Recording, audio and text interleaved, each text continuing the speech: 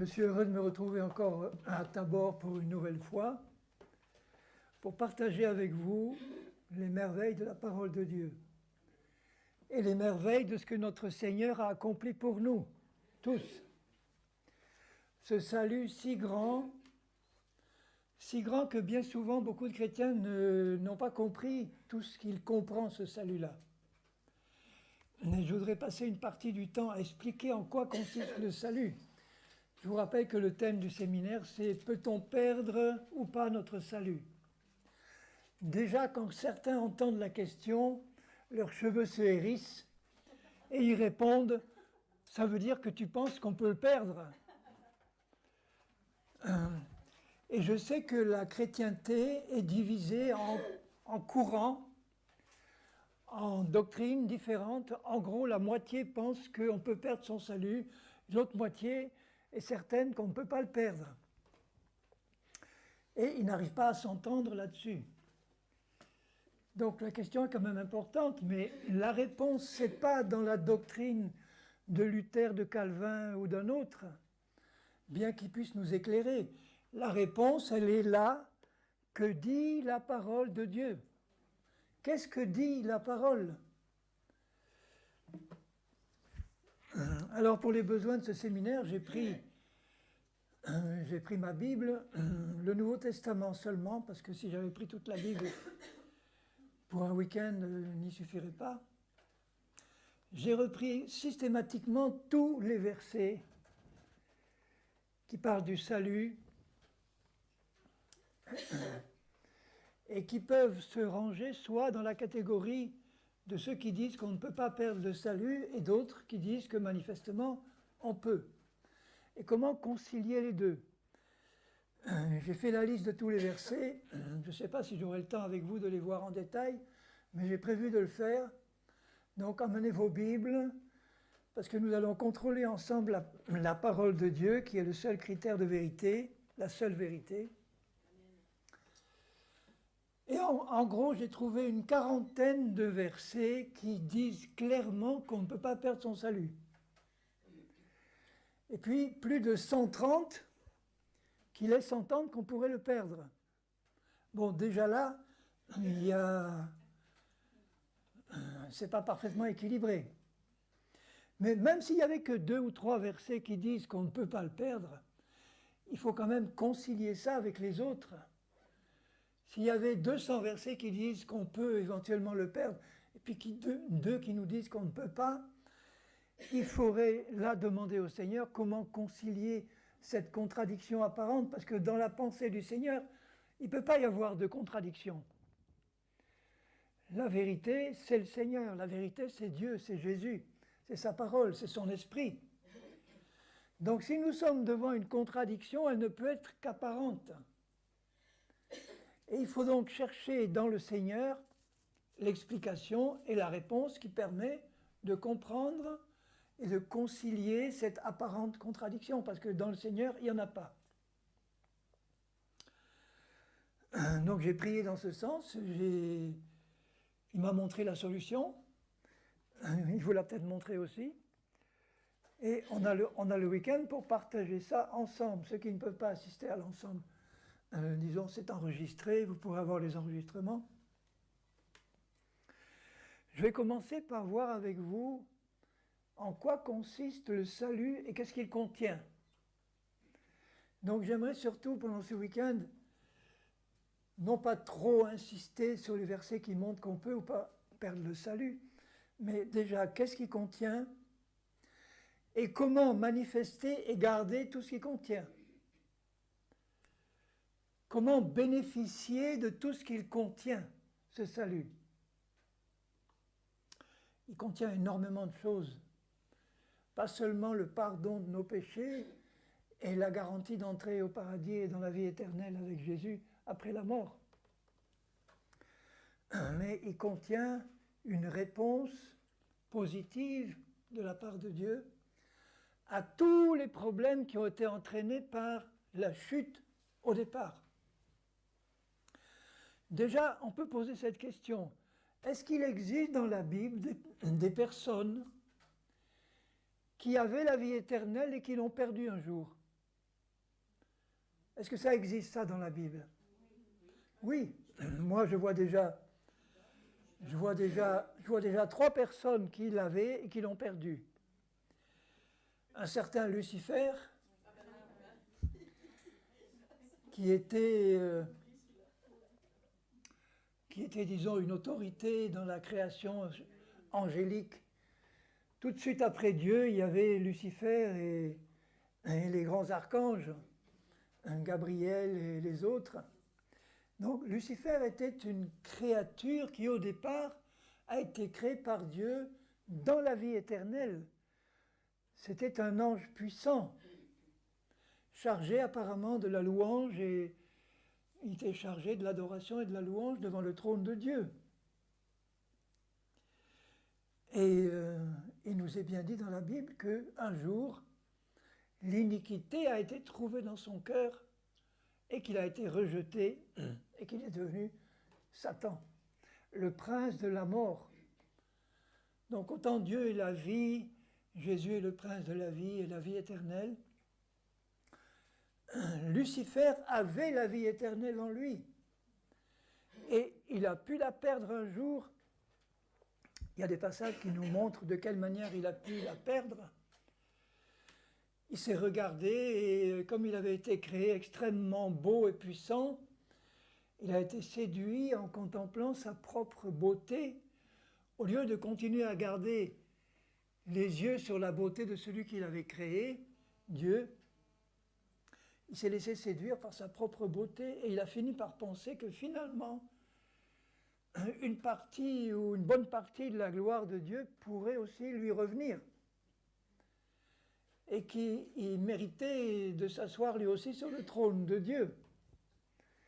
Alors comment de pareilles pensées peuvent venir dans le cœur de quelqu'un qui est dans la vie éternelle, qui bénéficie de la vie éternelle, la communion avec Dieu, qui le voit face à face, qui a un pur esprit dans lequel il n'y a aucun mal? Pour ma part, je vois la réponse dans le fait que Dieu a dû créer cet être-là avec un libre arbitre, avec une possibilité de choix. S'il avait été condamné, disons entre guillemets, s'il avait été condamné à ne jamais pouvoir choisir le mal, il ne l'aurait jamais choisi. S'il avait été créé pour ne connaître que le bien, sans jamais avoir la possibilité même de tomber dans la rébellion ou le péché, bien, jamais il ne serait tombé dans la rébellion et le péché. Il aurait été complètement prédestiné par Dieu, créé par Dieu d'une manière telle qu'il n'aurait jamais pu choisir le mal. Or, un être comme ça, il n'y en a qu'un, c'est Dieu lui-même. Dieu, par nature, ne peut pas choisir le mal. C'est impossible, c'est contre sa nature. Il ne peut pas, il est le seul. Et il ne pouvait pas créer d'autres dieux à son égal. Nous savons que Dieu, d'après la Bible, est un, mais qu'il se manifeste éternellement et simultanément en 3 personnes distinctes, qui ne sont pas séparées, mais qui sont quand même distinctes, le Père, le Fils et le Saint-Esprit. Le mot Trinité n'est pas employé dans la Bible. Il y a un mot qui s'y rapproche dans la première épître de Jean, c'est 3 en 1. Quand Jean dit qu'il y en a 3 dans le ciel qui rendent témoignage, le Père, la parole et l'Esprit, la parole étant le Seigneur Jésus, le Fils, le Père, la parole et l'Esprit, et ces 3-là sont un. 3 en 1, ça peut être raccourci en triunité, d'où est sortie Trinité. Donc la notion de 3 en 1 est dans la Bible. Vous vous rappelez quand Jésus prie dans Jean 17, il prie son Père pour nous, et il dit, Père, je te prie pour tous ceux qui t'appartiennent, les tiens, je te prie pour qu'ils soient un, comme nous sommes un. Il emploie le terme « nous sommes un », toi en moi, moi en toi. Or, manifestement, si Dieu prie pour que nous soyons tous un, il ne prie pas pour que nous soyons tous une seule personne. Nous sommes tous des personnes distinctes, mais en Christ, par l'Esprit, nous avons la possibilité d'être un, au sens qu'il n'y a pas de séparation, de distinction entre nous, et que de même que Paul nous révèle que notre esprit régénéré est un seul esprit avec l'Esprit du Seigneur, ça ne veut pas dire que nous devenons le Seigneur, ça veut dire que nous sommes tellement unis à l'Esprit du Seigneur dans notre esprit régénéré que nous sommes un avec lui tout en étant deux. Donc il prie pour que nous soyons un en lui tout en étant multiples, de même que toi et moi, Père, nous sommes un. Donc il y a bien trois personnes distinctes en Dieu. C'est difficile à expliquer rationnellement, mais puisque c'est écrit, je le crois tout simplement. Il y a de toute éternité, Jésus n'a jamais été, la parole n'a jamais été créée un jour, mais dans le sein du Père, il y a toujours eu le Fils de toute éternité qui existait, et un jour, le Père qui a tant aimé le monde a envoyé, fait sortir de lui son Fils, la parole, pour l'incarner dans le sein de la Vierge Marie, pour accomplir pour nous un salut parfait. Là encore se pose un autre problème, puisqu'on est dans le temps de Pâques et de la résurrection. Donc aussi on se souvient de l'incarnation de Jésus-Christ, parce que pour qu'il meure, il a fallu qu'il s'incarne. Et il s'est incarné dans le sein d'une femme unique, la seule qui a été choisie pour être la mère de Jésus, Marie.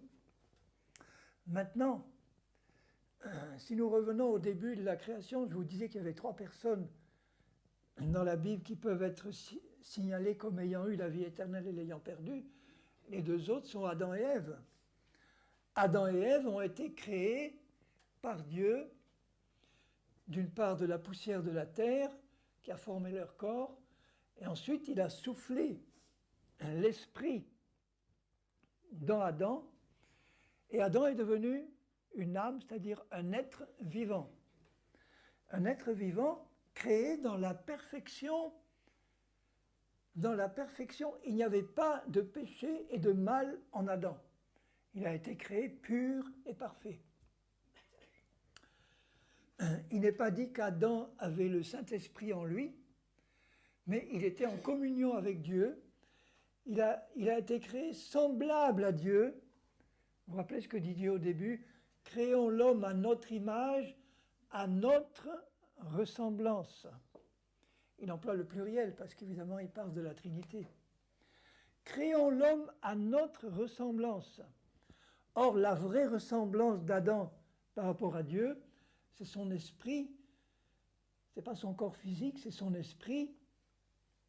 Bien que je pense que le corps physique d'Adam a été créé à la ressemblance de Jésus qui existait dans le ciel avant son incarnation en tant que parole divine. Et nous voyons que dans l'Ancien Testament, Dieu se manifeste parfois en tant qu'ange de l'Éternel, c'est-à-dire éternel manifesté de manière visible sous forme humaine. Quand l'Éternel vient à la rencontre d'Abraham avant la destruction de Sodome et Gomorrhe avec deux anges, ils ont tous les trois une forme humaine. Et l'Éternel, il est dit, parle à Abraham, et Abraham voit en face de lui un être à forme humaine, et il sait que c'est l'Éternel. Donc cet Adam-là, et ensuite Ève qui est sortie d'Adam, cet Adam-là a été créé par Dieu, pur, parfait et saint et sans péché. Il avait la vie éternelle en lui.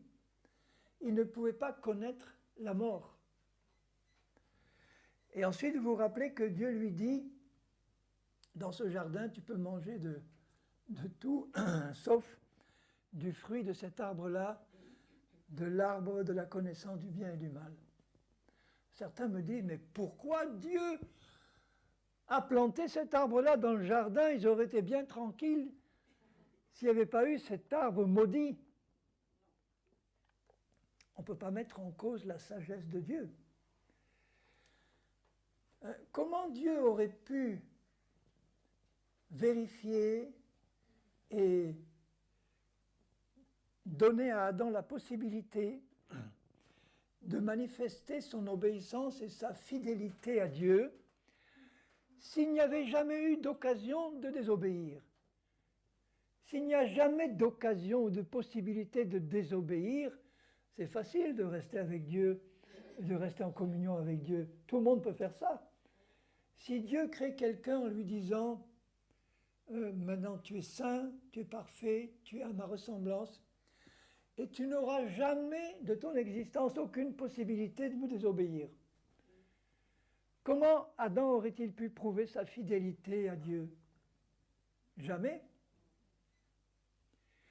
Il fallait donc qu'il y ait une possibilité laissée à Adam de manifester sa fidélité par rapport à Dieu, en ayant aussi la possibilité de manifester la désobéissance. C'est exactement la même chose dans un couple. Un couple marié, bon disons un couple chrétien marié, nous nous marions librement. Il n'y a pas un mariage contraint et forcé, ce n'est pas un mariage. Les mariages des petites musulmanes avec à 4 ans, avec un... Bon, ce n'est pas des mariages, ça. Un mariage, c'est un engagement entre un homme et une femme, pas entre deux hommes et deux femmes, entre un homme et une femme qui librement décident de s'unir dans l'alliance du mariage. Ils décident librement. Mais qu'est-ce qui fait la valeur de cette union? C'est la possibilité un jour de se séparer. S'il n'y avait aucune possibilité, si une fois qu'on est lié devant Dieu maintenant, il n'y a plus aucune possibilité, c'est impossible de se séparer, tu es formaté maintenant pour rester uni et tu n'as aucune possibilité de choisir de te séparer. Bon, ce mariage-là aurait beaucoup moins de valeur qu'un mariage où il y a une possibilité de se séparer et où on ne choisit pas cette possibilité par amour pour son conjoint. Ce qui donne la valeur de mon engagement vis-à-vis de mon épouse, qui d'ailleurs n'est pas là, elle le regrette, elle vous salue tous. Elle est enseignante et elle a, justement mercredi, elle est inspectée et elle doit préparer son inspection, donc comme elle est sérieuse, elle dit je ne peux pas malheureusement venir à ce week-end, donc j'y vais seule. Mais ce que je veux dire, c'est que ce qui fait la valeur de mon engagement vis-à-vis de mon épouse, c'est qu'à tout moment, je peux choisir de la quitter, mais que par amour pour elle, je ne le fais pas. Ça lui permet de comprendre que mon engagement a de la valeur. Si j'étais lié à elle sans aucune possibilité de me séparer d'elle, ça n'aurait pas la même valeur. Oui ou non? Vous êtes d'accord avec ça? Et je crois que c'est cette raison-là, c'est pour cette raison-là que Dieu, au départ, avait donné à Adam cette possibilité de choisir. Il n'était pas condamné à manger du fruit de l'arbre de la connaissance. Il n'était pas condamné à manger. Dieu lui dit simplement, je te demande de ne pas le manger, car le jour où tu en mangeras, tu mourras certainement, le jour même. Adam le savait. Ève n'était pas encore créée quand Adam a reçu cet ordre du Seigneur. Donc quand Ève a été créée, il lui a ouvert le côté, il a sorti une côte, et puis il a formé la femme de la côte de l'homme, ce qui permet d'expliquer ce qu'il dit dans le chapitre 1er de la Genèse, où il dit qu'il a créé l'homme et la femme. En fait, le texte hébreu dit il a créé Adam, homme et femme. Non pas qu'il était hermaphrodite, mais il portait en lui la côte qui allait devenir sa femme. Il portait en lui déjà l'embryon de femme qui allait se manifester quand il aurait été plongé dans un profond sommeil qui représente la mort de Christ. d'où est sortie l'Église, de son côté percé. Donc Adam avait la responsabilité de transmettre l'ordre de Dieu à sa femme, puisque c'est lui qui l'avait reçu.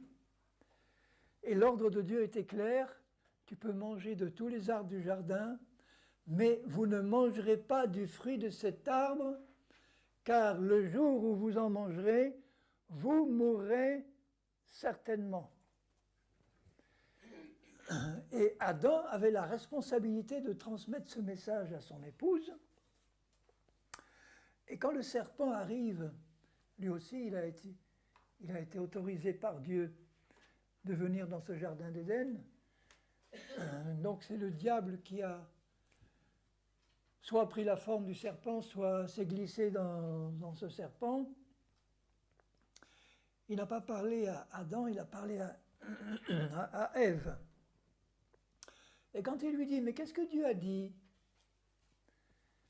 On voit la réponse d'Ève. Dieu a dit, vous pourrez manger de tous les arbres du jardin, mais de ce fruit-là, du fruit de cet arbre, vous ne pourrez pas ni le toucher, ni en manger. Déjà, elle ajoute un ordre que Dieu n'avait pas donné. Il pouvait le toucher tant qu'il voulait, mais pas le manger. Et puis elle dit, de peur que vous mouriez. De peur que vous mouriez. De peur que, ce n'est pas la même chose que vous mourrez certainement. De peur que, c'est il se peut que vous mouriez. Donc elle enlève, elle ajoute et elle enlève quelque chose à la parole de Dieu. J'ai une pensée à Jésus répondait à Satan quand il était tenté par la parole de Dieu, par les Écritures. Quand il citait les Écritures, Satan il était sans force, il ne pouvait pas répondre, il était comme muet. Et je me suis posé la question, je me dis, la force que Satan a eue vis-à-vis de Ève, c'est qu'elle n'a pas cité exactement la parole de Dieu. Parce que s'il avait cité, Satan aurait eu la bouche fermée. Exactement. Et c'est le problème dans l'Église, si on rajoute ou on enlève la doctrine de Christ, on est tout le temps en discussion, parce que Satan je dirais, les pensées humaines ont un mot à dire. Mais si on cite la parole telle qu'elle, la chose est... Exact. Maintenant, je peux te faire remarquer que Satan a cité aussi la parole de Dieu, justement.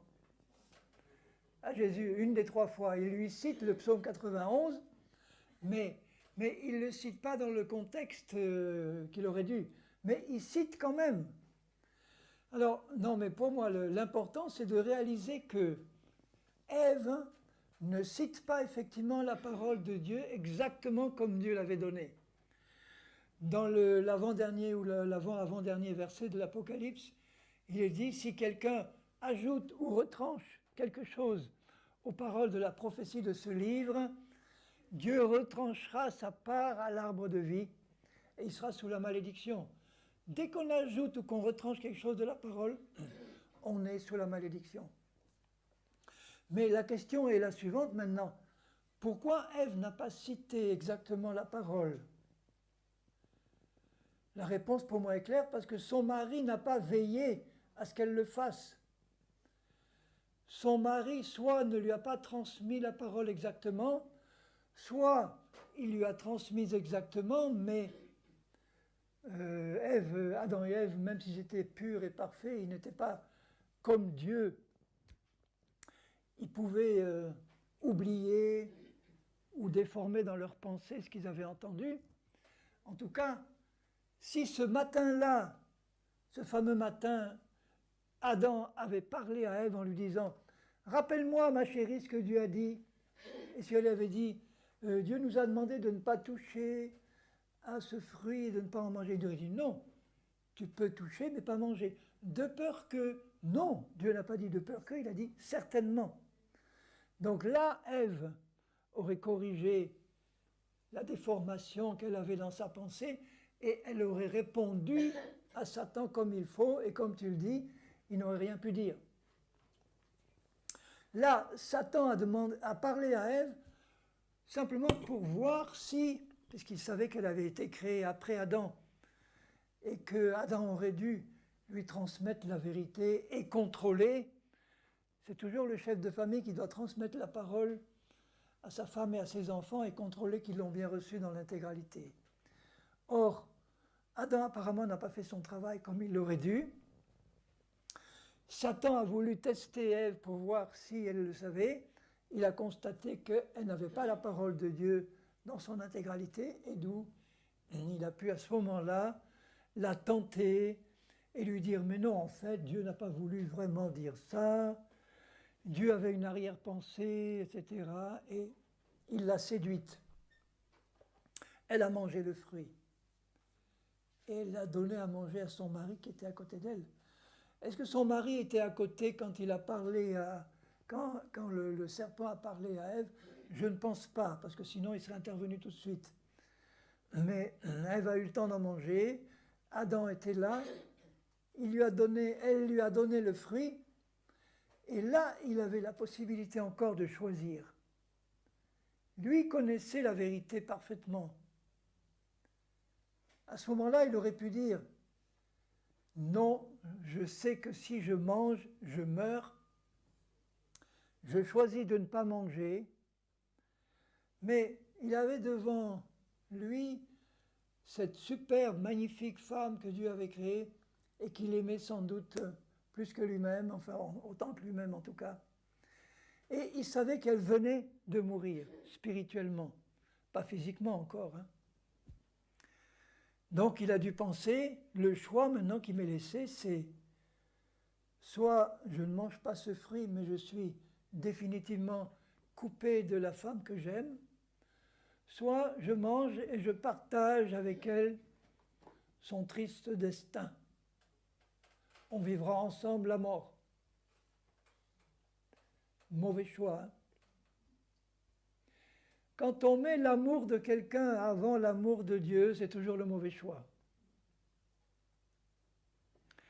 Le résultat nous est montré dans Romains 5.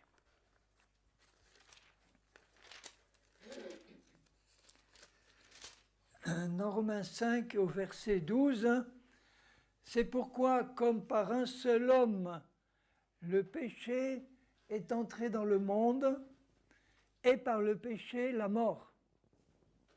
Le péché, c'est la désobéissance à la parole. Et la mort, c'est la conséquence de la désobéissance, donc du péché.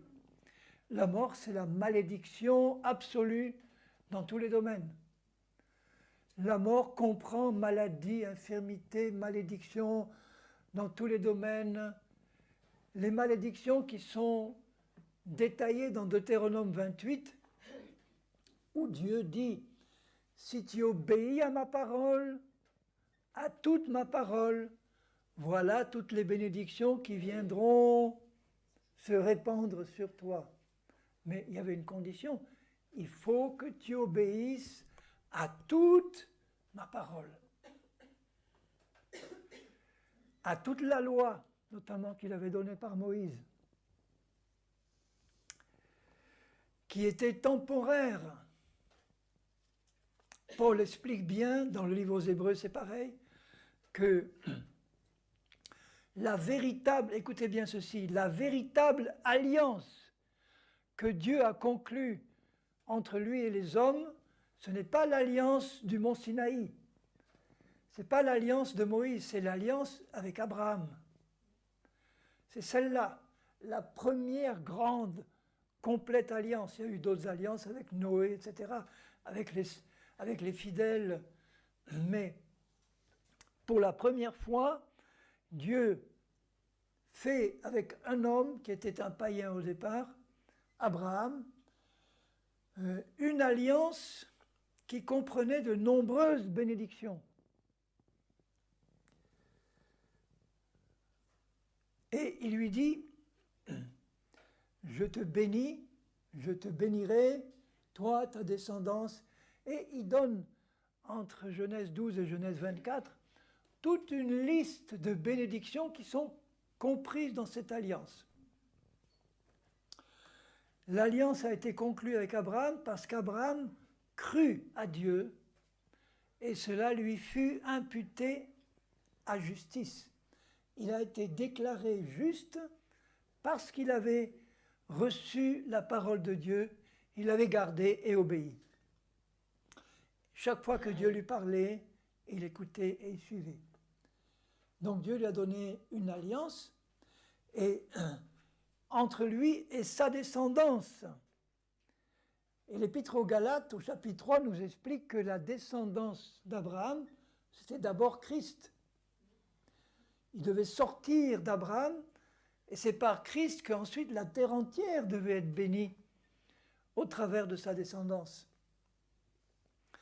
Donc, c'est curieux parce que Dieu conclut une alliance entre lui et Abraham et entre lui et la descendance d'Abraham, c'est-à-dire Christ, le propre Fils de Dieu. Donc, au travers d'Abraham, Dieu conclut une alliance entre le Père et le Fils, entre le Père et Christ. Et cette alliance-là, elle est absolument inviolable. Et tous ceux qui sont en Christ bénéficient de cette alliance-là. Maintenant, la mort, le péché est entré par la désobéissance, et par le péché, la mort. C'est-à-dire que ces deux êtres-là, Adam et Ève, qui avaient la vie éternelle, ne l'ont pas gardée, mais ont connu la mort spirituelle. C'est leur esprit qui est mort à ce moment-là. Ils ont encore vécu 930 ou 40 années, physiquement, parce qu'il a fallu du temps pour que cette mort qui est rentrée dans leur esprit puisse petit à petit infecter leur âme et leur corps physique. Il a fallu du temps pour que cette mort se répande et finisse par une mort physique, des centaines d'années après. Mais la mort était rentrée dès la désobéissance. Alors, qu'est-ce qui s'est passé à ce moment-là précis? Ils avaient la vie éternelle de Dieu en eux, ça veut dire qu'ils avaient la nature même de Dieu dans leur esprit, qui avait été créé en communion avec Dieu. Ils étaient en relation étroite avec Dieu, ils étaient en communion avec Dieu, ils vivaient dans la lumière de Dieu, et d'un coup, cette lumière s'éteint. Ils sont plongés dans les ténèbres de la mort. Ils ont été coupés, séparés de Dieu par le péché et par la mort. Et si vous regardez dans le livre de la Genèse, les toutes premières conséquences, je vais les voir avec vous pour que vous puissiez bien les mesurer, les toutes premières conséquences de ce péché et de cette mort,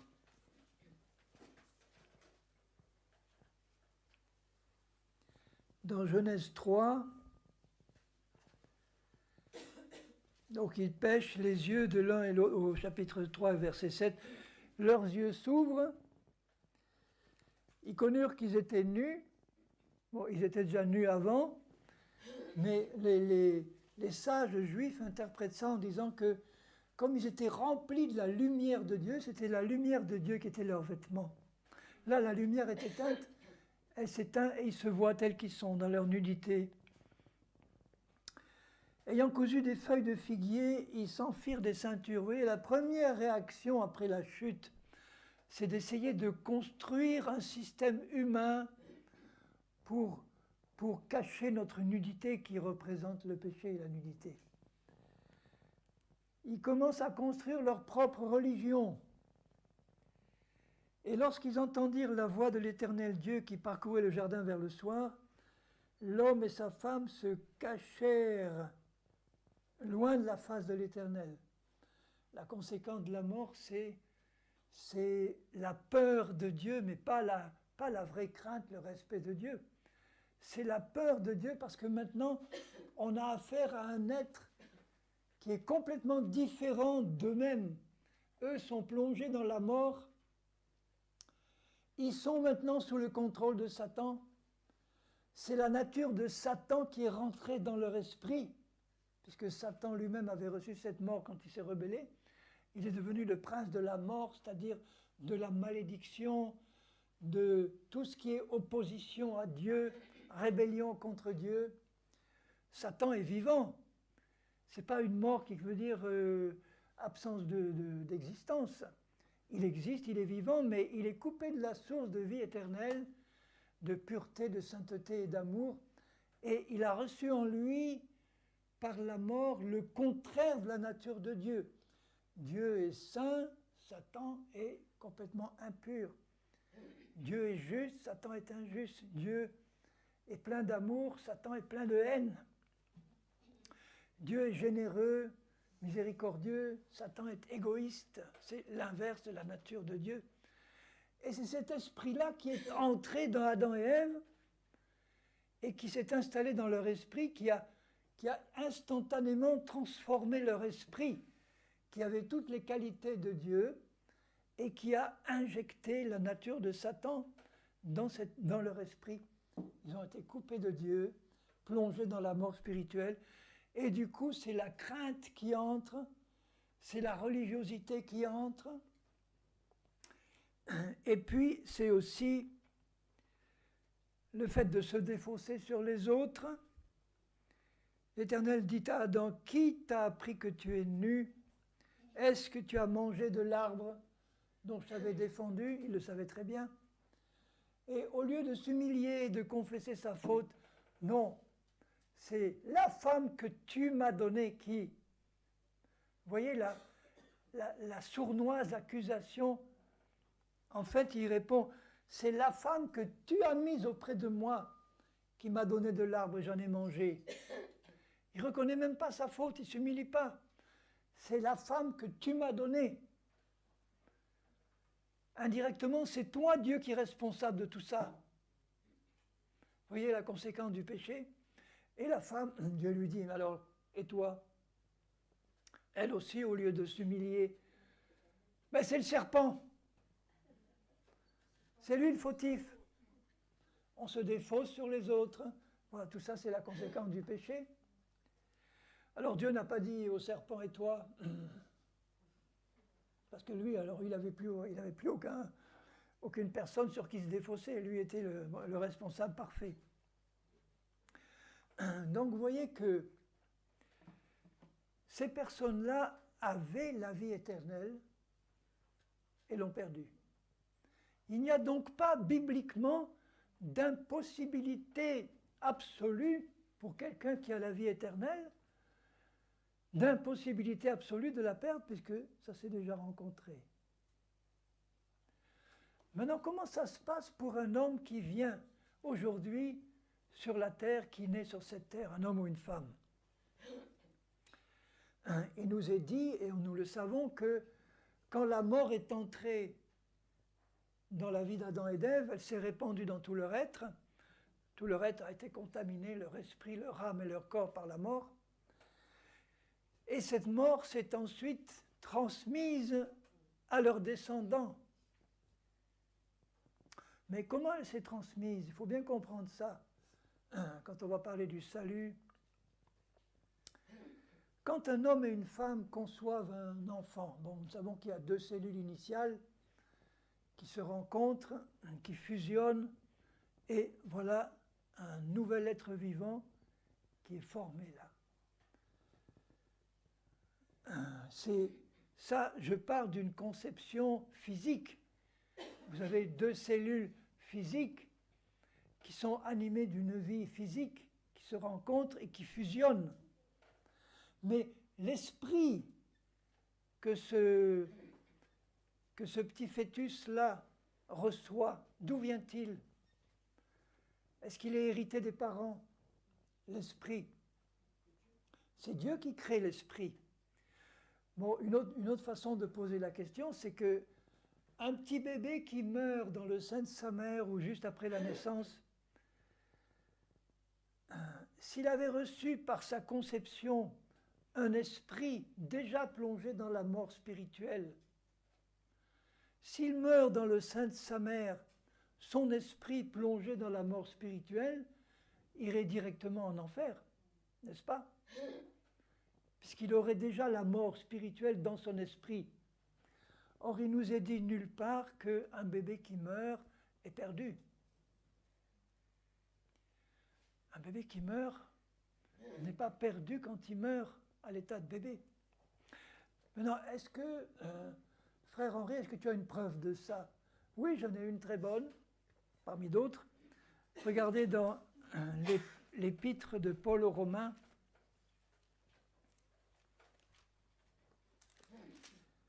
chapitre 7, Romains 7.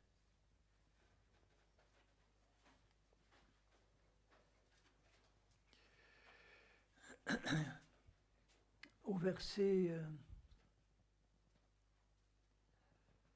Au début du chapitre 7, il explique, en prenant l'image de l'alliance du mariage qui est inviolable et pour la vie, il explique que en Christ, nous sommes morts à la loi de Moïse ou à n'importe quelle loi. Nous sommes morts à la loi. Quand Christ est mort, il explique ça dans Romains 6, quand Christ est mort, nous sommes tous morts avec lui. Et quand il est ressuscité, ceux qui lui appartiennent, évidemment, ressuscitent avec lui. Donc, ce qui nous intéresse, nous, chrétiens, c'est la résurrection de Christ. Par sa mort, il a expié nos péchés, il a pris sur lui la mort qui nous concernait, et dans son corps, alors comprenez bien ceci parce que c'est vraiment important tout ce qu'on dit là, pour comprendre la vraie nature du salut. Il est dit que Christ a pris dans son corps nos péchés. C'est la première épître de Pierre au chapitre 2 et au verset 24 qui le dit. Lui qui a pris nos péchés dans son corps sur le bois de la croix. Il n'a pas pris nos péchés dans son âme ni dans son esprit. S'il avait pris nos péchés dans son esprit serait passé par une mort spirituelle. Et c'était impossible que Dieu incarné passe par une mort spirituelle. Ce n'est pas possible. Dieu ne peut pas mourir spirituellement. Mais il fallait qu'une partie de son être connaisse la mort. Et la seule partie de son être qui pouvait connaître la mort, c'est son corps. C'est pour ça qu'il a dû s'incarner. S'il était venu sur la terre, comme dans l'Ancien Testament, en tant qu'esprit non incarné, il aurait dû prendre nos péchés dans son esprit et il serait mort spirituellement, ce qui était impossible. Il a dû s'incarner pour prendre dans son corps nos péchés. Et la mort, cette substance ténébreuse qu'on appelle la mort, cause de toutes les malédictions, conséquence de la désobéissance, la mort, il l'a acceptée dans son corps. Imaginez ce que ça a pu représenter pour le Fils de Dieu pur, sans tache, qui s'est incarné et à qui avait été formé un corps sans péché. Est-ce que vous comprenez bien ça, que dans le sein de la Vierge Marie, c'est le Saint-Esprit qui a formé un corps à Jésus. Ce n'est pas l'ovule de Marie. C'est un corps, c'est un ovule fécondé qui a été créé par le Saint-Esprit. Si ça avait été l'ovule de Marie, il aurait reçu par l'ovule de Marie l'héritage du péché qui venait par le corps de tous ceux qui sont nés après.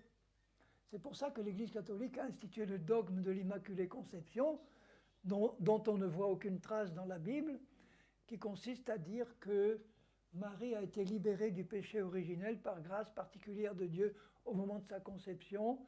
Donc elle a été conçue sans péché et elle pouvait recevoir le Fils de Dieu. Il n'y a rien qui le dit dans la parole. Au contraire, il est dit que tous ont péché, que aucun, pas un seul à part Jésus, aucun n'a jamais péché. Voilà, j'allais le dire d'ailleurs. Et quand Marie chante son cantique, quand elle va voir Élisabeth, elle dit « Mon âme exalte le Seigneur, mon Sauveur ». Donc ceci pour dire que Jésus a reçu un corps libre de tout péché.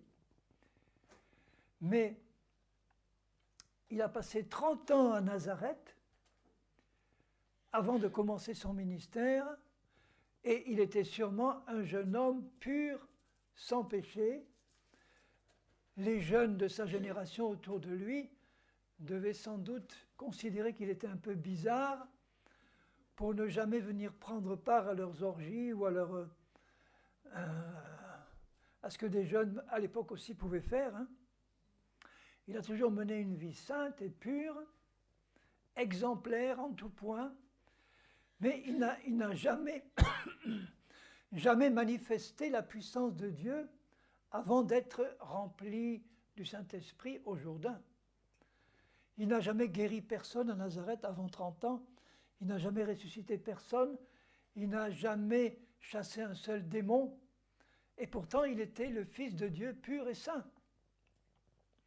Mais il n'était pas loin de la puissance du Saint-Esprit, tout en étant Dieu incarné. Il s'est incarné comme un simple homme, de manière à montrer, à nous donner un exemple de ce que nous devons faire en tant qu'hommes qui le suivent. C'est-à-dire que nous aussi, nous devons passer, pas comme lui, puisque lui n'a pas eu besoin, par une nouvelle naissance spirituelle qui fait de nous des fils et des filles de Dieu, et qui ensuite avons besoin d'être oints et remplis du Saint-Esprit de Dieu pour accomplir sa volonté sur cette terre. Donc il a été oint du Saint-Esprit à ce moment-là, et comme il n'y avait aucun péché dans sa vie, comme son âme, son être intérieur conscient était pur et parfaite, il n'y avait aucun empêchement pour que toute la puissance du Saint-Esprit qu'il a reçue à ce moment-là se manifeste pleinement.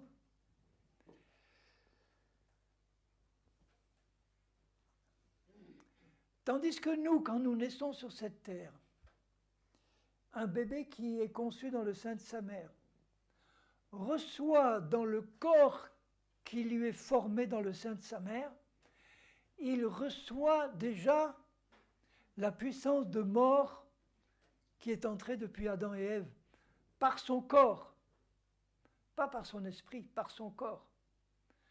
Le corps de ce bébé contient en lui une puissance de mort et de rébellion qui habite son corps et qui va se manifester quand il va grandir. Regardez maintenant dans Romains 7 ce que Paul explique pour lui-même. Au verset 7, Romains 7, 7. Que dirons-nous donc? La loi est-elle péché? Loin de là, mais je n'ai connu le péché que par la loi. Lui était juif de naissance, il parle de la loi de Moïse, car je n'aurais pas connu la convoitise, ou je n'aurais pas su que c'était de la convoitise, si la loi n'avait pas dit « tu ne convoiteras pas ».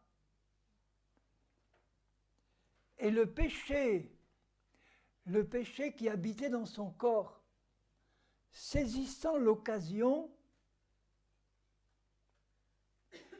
produisit en moi, par le commandement de la loi, toutes sortes de convoitises.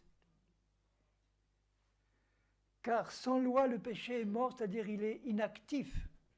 S'il n'y a pas de commandement, il n'y a pas de désobéissance.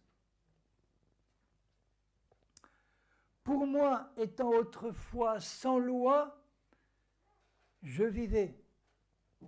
De qui il parle là? Pour moi, étant autrefois sans loi, je vivais. À quel moment de sa vie Paul était sans loi et vivait? Non, quand il était bébé. Quand il était bébé ou petit enfant, il était sans loi parce qu'il ne la connaissait pas. Donc quand il dit « je vivais », il ne parle pas de sa vie physique, il parle de la vie spirituelle.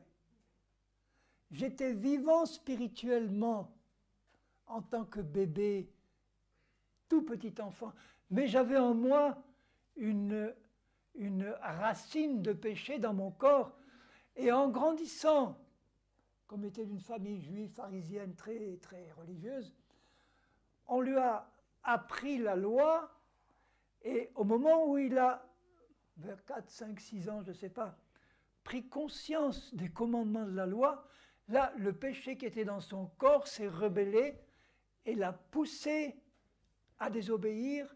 Et là, il dit, là, je mourus. Il n'est pas mort physiquement. Je savais que j'allais lire ce verset. Sodome et Gomorrhe et d'autres n'ont pas connu la loi. Pourtant, on ne peut pas dire qu'ils vivaient et que le péché ne s'est pas manifesté.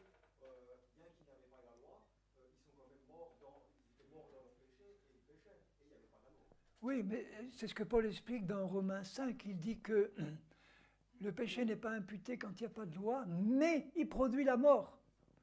C'est-à-dire qu'ils étaient dans la mort spirituelle, et quand ils sont morts physiquement, ils sont partis dans le jugement. Donc ça ne veut pas dire, tu vois, que quand il n'y a pas la loi, il n'y a pas de mort spirituelle.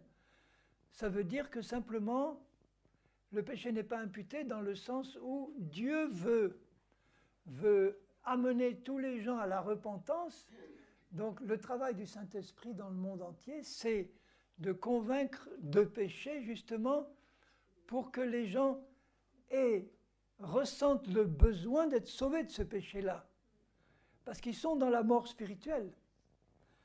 Or, ce que dit Paul là, c'est que, étant petit, il n'était pas dans la mort spirituelle tant qu'il n'a pas entendu la loi. Cette mort était dans son corps, de même que le petit corps des bébés de Sodome et Gomorrhe n'était pas dans la mort non plus. Je veux dire, leur esprit des bébés de Gomorrhe et de Sodome n'était pas dans la mort non plus. D'aucun homme sur la terre, un homme qui vient sur la terre, n'est pas dans la mort spirituelle dès sa conception. Mais il hérite dans son corps d'une puissance de mort qui va le faire pécher en grandissant sans aucune exception. Il n'y a pas moyen de résister au péché quand il se manifeste dans notre vie. Et c'est ce que Paul dit au verset 9, je le relis, « Pour moi, étant autrefois sans loi, je vivais, mais quand le commandement vint, le péché reprit vie et moi, je mourus. » Il ne parle pas de sa mort physique, puisqu'il était vivant, hein, au moment où il écrit ça. Il parle de la mort spirituelle. Les Juifs ne sont pas nés de nouveau parce qu'ils sont Juifs. Et ce n'est pas la loi qui leur donne la nouvelle naissance. Personne ne peut être sauvé par la loi. Ah oui, mais alors à quoi servait la loi alors? Paul l'explique dans Galates 3, la loi était un système qui servait de pédagogue, un système très rigide qui comportait aussi des sacrifices d'animaux qui permettaient de recevoir le pardon du péché, de couvrir le péché, de manière à ce qu'ils puissent continuer à conserver le bénéfice de l'alliance avec Abraham. La loi a été donnée à cause des transgressions d'Israël, à cause du péché d'Israël, qui était causé par le péché qu'ils avaient reçu dans leur corps. Et donc, ils pouvaient, par les sacrifices de la loi, bénéficier d'un sursis, bénéficier du pardon, mais ça ne les sauvait pas. Comment est-ce qu'on pouvait être sauvé dans l'ancienne alliance, comme dans la nouvelle, par la repentance et la foi? Pas la foi en Christ, puisqu'il n'était pas manifesté, mais la foi dans le vrai Dieu d'Israël, le seul. Comme Abraham. Abraham n'a pas été sauvé par la loi, il a été sauvé par la foi dans le Dieu véritable qui s'est manifesté à lui. Il a cru et il a reçu le salut. Donc quand il dit moi je mourus, il parle de la mort spirituelle. Ainsi le commandement qui conduit à la vie. Comment est-ce que la loi aurait pu conduire à la vie? Si nous avions été capables d'obéir aux 613 commandements de la loi sans une seule exception, nous aurions été déclarés justes. Mais c'était impossible d'obéir à cause du péché qui se trouvait dans le corps et qui poussait tout le monde à pécher sans une seule exception. L'avantage des Juifs, c'est qu'ils avaient une loi et ils avaient des sacrifices, alors que les païens, non. Mais Abraham était païen, hein? ils avaient une possibilité de connaître le salut, les païens aussi. Comme Ruth la Moabite, qui était une païenne, elle a dit à sa belle-mère, maintenant, ton Dieu sera mon Dieu. Ton pays, mon pays, et ton Dieu, mon Dieu. Rahab aussi, prostituée, égyptienne. Donc il y en a plein qui ont reçu le salut par la foi, et la repentance et la foi. Ainsi, le commandement qui conduit à la vie se trouva pour moi conduire à la mort, parce que je ne pouvais pas lui obéir, car le péché, saisissant l'occasion, me séduisit par le commandement et par lui me fit mourir. C'est-à-dire, je suis confronté au commandement de Dieu, je désire obéir, mais je ne peux pas, il explique un peu plus loin, puisque je ne peux pas parce que je vois, dit Paul, dans mes membres une puissance de péché qui est là, qui m'empêche d'obéir comme je le désire. Misérable que je suis. Où est la solution? Ben, la solution, elle est dans la foi en Jésus-Christ, qui a porté dans son corps. Il dit au verset 13, c'est le péché. Qu'est-ce qui a conduit à la mort? C'est le péché qui m'a conduit à la mort, afin qu'il se manifeste comme péché en me donnant la mort. Il parle de la mort spirituelle. Il a connu la mort spirituelle avant de se convertir. Et que par le commandement, le péché devienne condamnable au plus haut point. Donc vous voyez comment ça se passe.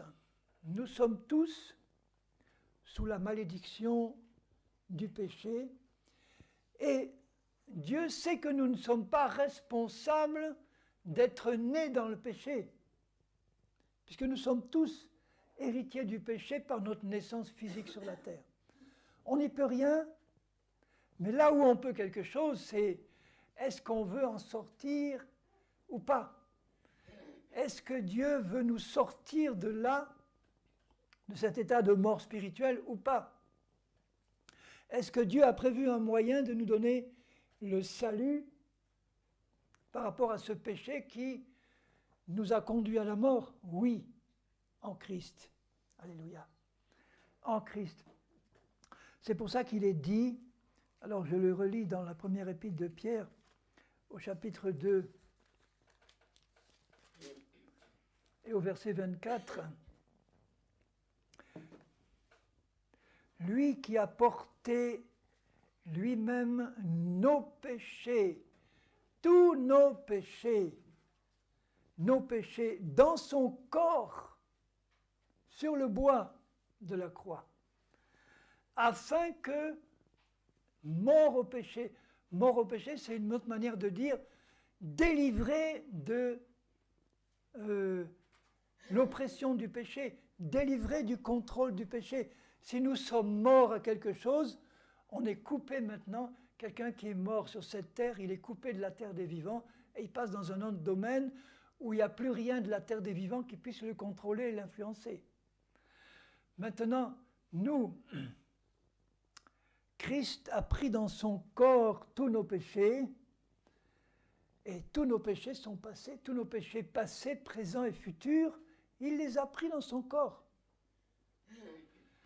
Pour bénéficier de ce qu'il a accompli, nous devons le savoir et le croire. De croire que nous avions des péchés, que nous étions pécheurs, et de croire que Christ a pris dans son corps tous nos péchés. Ça veut dire que quand Dieu regarde l'humanité aujourd'hui, il la regarde comme une humanité qui a devant elle la possibilité d'être sauvée par la connaissance de Christ. Mais que pour Dieu, c'est déjà accompli en Christ. On n'a pas, si vous voulez, aujourd'hui à nous mettre devant Dieu pour le supplier de bien vouloir nous sauver. Sa parole nous révèle que en Christ, il nous a déjà sauvés. Il a accompli toutes choses en Christ, c'est fait. Christ a pris nos péchés dans son corps sur le bois, afin que mort au péché, c'est-à-dire délivré de la puissance du péché, nous puissions veiller pour la justice. Alors, sachons que ce grand salut qu'il a acquis pour nous va toucher notre esprit, notre âme et notre corps. Nous sommes composés de 3 parties, l'esprit, l'âme et le corps. Christ a acquis un plein salut qui touche les 3 parties de notre corps, mais qui ne va pas, ce salut, se manifester immédiatement dans les 3 parties de notre corps d'un seul coup, dans les 3 parties de notre être. Le salut qu'il nous donne, c'est-à-dire le rachat de nos péchés, le pardon de nos péchés et la restauration de la vie éternelle en nous, se fait dans notre esprit. C'est notre esprit qui reçoit le salut. C'est notre esprit qui passe par une nouvelle naissance. C'est notre esprit au moment où, par la grâce de Dieu, puisque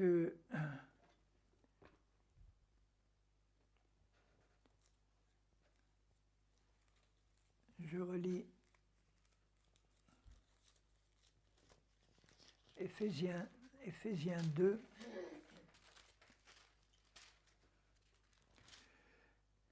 Éphésiens 2 au verset 8.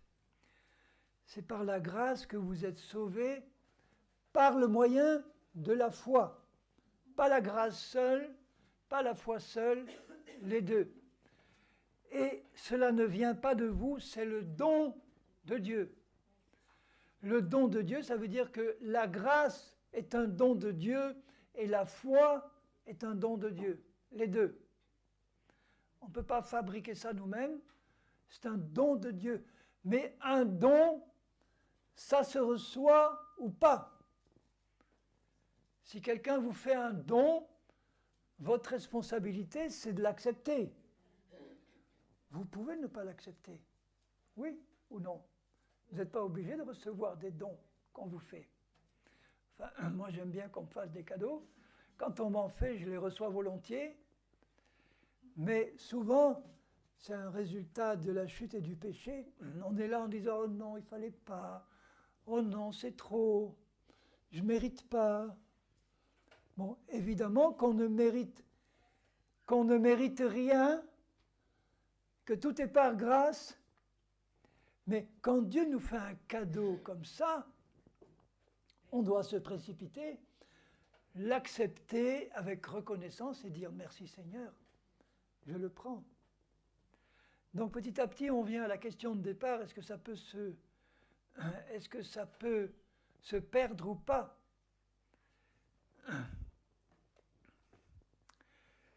Moi, je vois déjà qu'il y a une possibilité de le perdre, mais qu'il peut y avoir une garantie de ne pas le perdre.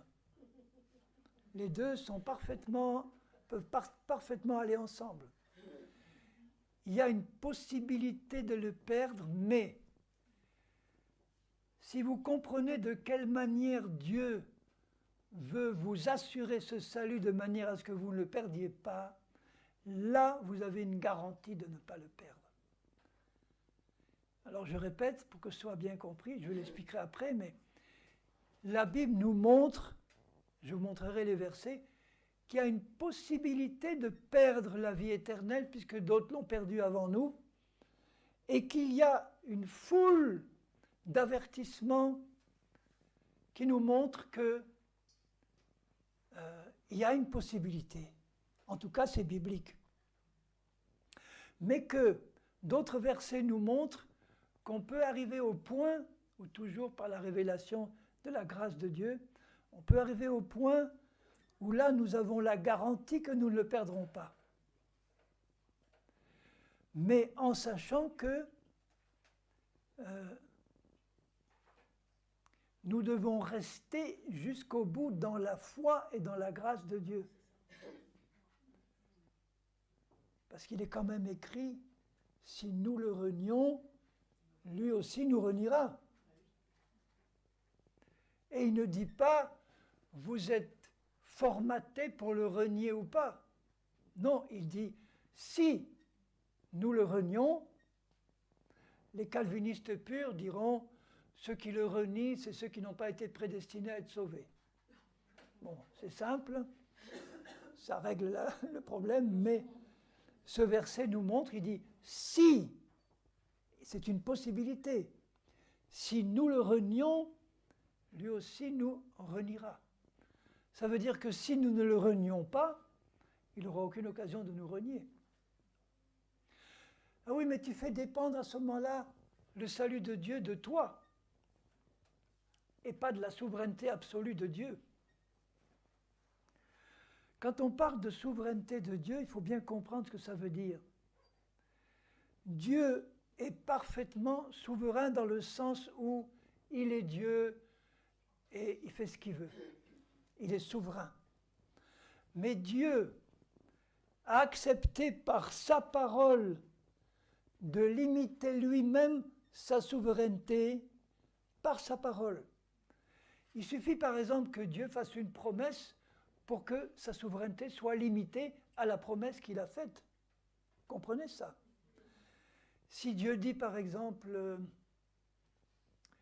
je te promets que si je te donne rendez-vous tel jour, tel lieu, à tel endroit, j'y serai.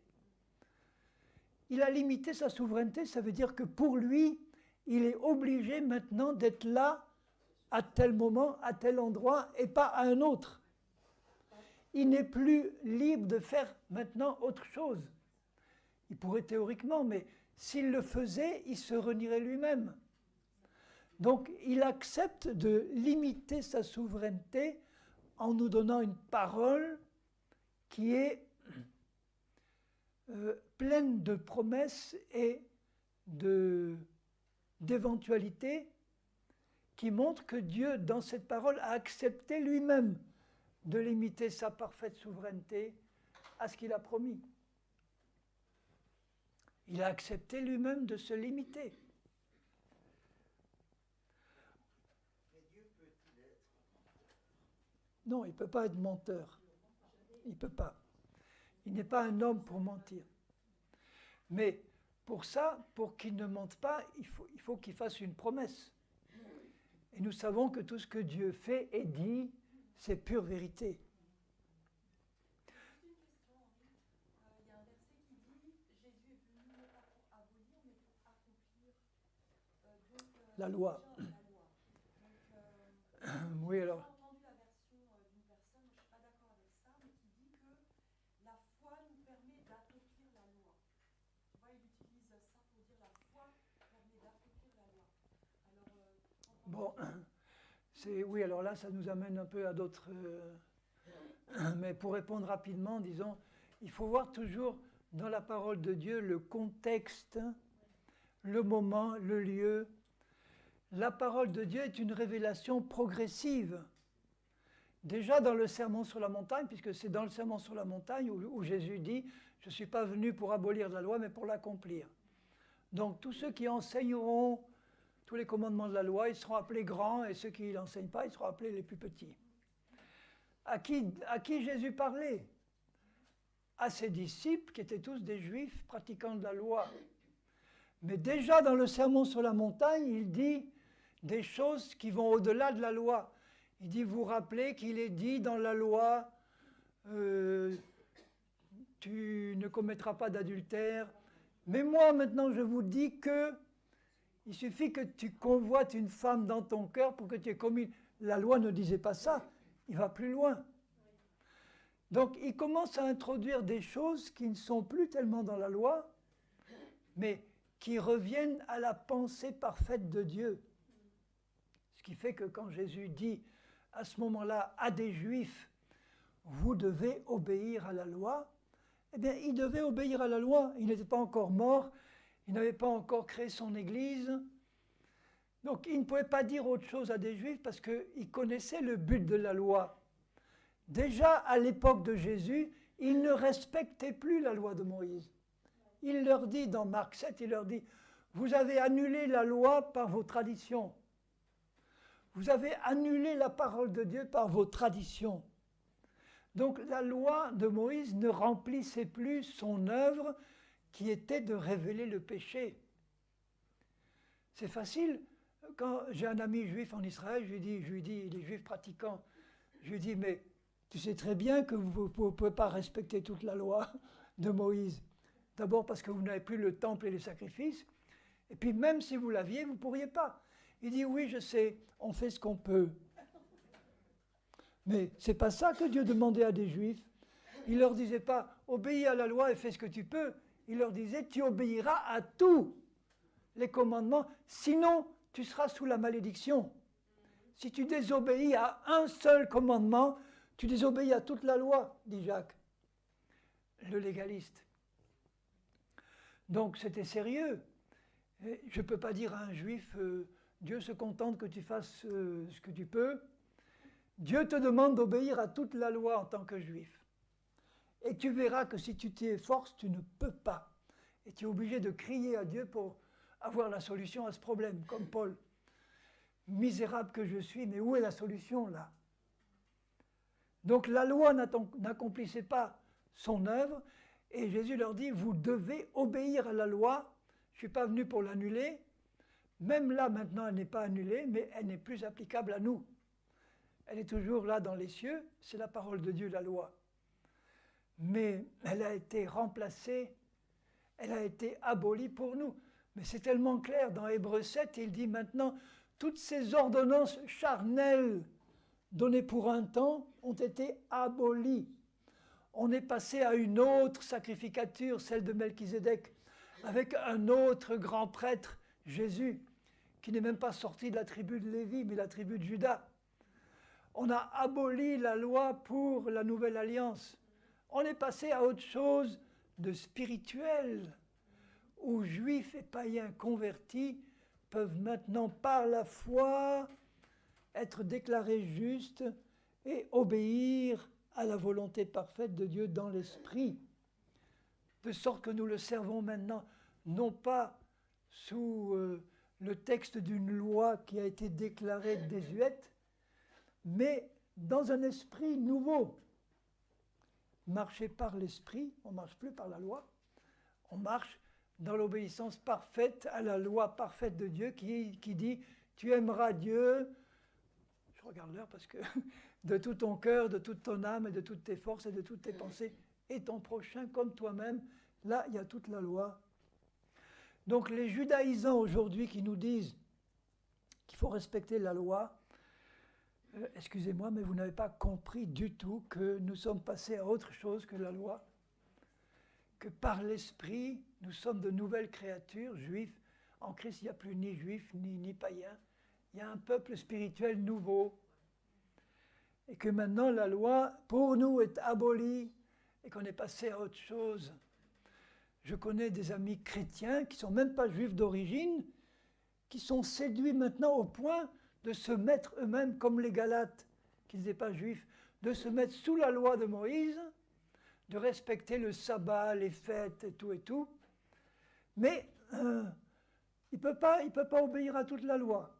Donc quand je leur dis, mais tu veux obéir à toute la loi, mais pourquoi à ce moment-là tu prends un vêtement tissé de 2 fils différents? Pourquoi tu ne te mets pas à pratiquer la circoncision? Pourquoi tu... Et si tu t'engages dans la loi, petit à petit, tu vas te faire manger par tous les commandements de la loi, tu vas devenir de plus en plus judaïsant, et tu vas pas de toute façon arriver à obéir à tout, et tu vas te retrouver coincé comme Paul. Donc c'est complètement ridicule. Ils ne réalisent même pas qu'ils sont incapables d'obéir à tout, et qui t'a établi juge pour savoir quel tri tu dois faire dans la loi sur les commandements que tu peux obéir ou que tu dois obéir et les autres que tu es dispensé d'obéir. Personne n'est juge de la loi de Dieu pour décider de ce qu'il va garder pour obéir ou pas. Tu obéis à tout ou à rien. C'est simple. Donc je vais peut-être arrêter pour ce matin parce qu'il y a déjà pas mal de choses à digérer. Mais ce que je peux résumer, c'est ceci, c'est que bibliquement, on voit qu'il est possible pour certains d'avoir eu la vie éternelle et de la perdre. Paul explique lui-même que, tant qu'il n'était pas confronté au commandement de la loi, il vivait spirituellement et qu'à un moment donné, la loi a provoqué en nous le réveil, en lui le réveil du péché, qu'il a plongé dans la mort. Et il a dû passer donc par une nouvelle naissance pour sortir de cet état de mort-là. Vous voyez qu'il est passé de l'état de bébé où il avait la vie dans son esprit à un état de jeune garçon juif où il a connu le péché, donc la mort spirituelle, et ensuite à un état où il a dû recevoir à nouveau, mais pour de bon cette fois, la vie éternelle qui lui est donnée par la foi en Christ. Et donc, si on peut passer par diverses étapes de cette manière-là, qu'est-ce qui nous garantit qu'une fois qu'on a maintenant la vie éternelle en Christ, une fois que tu l'as, maintenant c'est garanti que tu la gardes, quoi que tu fasses? Moi, je ne peux pas aboutir à cette conclusion-là.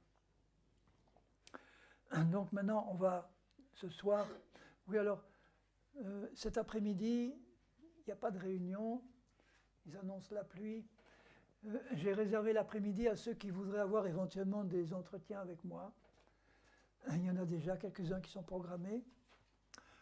Pour demain, donc ce soir il y a une réunion à 20h, mais pour demain après-midi, si ça intéresse certains d'entre vous, j'ai prévu à 16h, puisqu'ils annoncent la pluie aussi, et la neige pour dimanche, j'ai prévu à 16h une réunion spéciale libre, où là vous pourrez venir pour soit poser des questions, soit aborder des sujets qui ne sont pas directement dans le cadre du thème du séminaire, avoir donné l'occasion d'élargir un peu comme vous le voudrez.